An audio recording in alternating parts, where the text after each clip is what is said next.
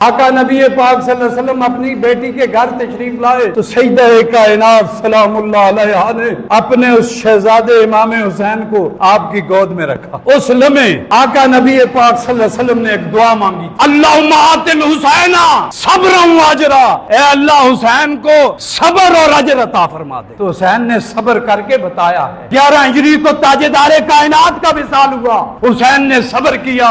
6 مہینے کے بعد 11 ہجری کو ہی پیاری ماں کا وصال ہوا، حسین نے صبر کیا۔ پھر 40 ہجری کو جس وقت حضرت مولا علی کی شہادت ہوئی، اس وقت بھی حسین نے صبر کیا۔ پھر بھائی حسن جن کو زہر دی گئی وہ شہید ہوئے، پھر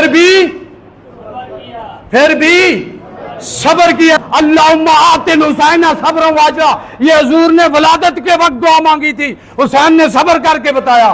61 ہجری میں علی عسکر کے خلق پر تیر پہ بست ہوتے دیکھ کر، عباس علمبردار کے بازو قلم ہوتے دیکھ کر، علی اکبر کو شہید ہوتے دیکھ کر حسین نے گلہ نہیں کیا، امام پاک نے صبر کیا، گلہ نہیں کیا۔ حسین کہہ رہا تھا ردان بقضائک و تسلیما لامرک، ردان بقضائک، ردان بقضائک، ردان بقضائک و تسلیما لامرک، الہی میں تیری رضا پہ راضی ہوں، حسین تیری رضا پہ راضی ہے، حسین تیری رضا پہ راضی ہے، حسین تیری رضا پہ راضی ہے، حسین تیری رضا پہ راضی ہے، حسین تیری رضا پہ راضی ہے۔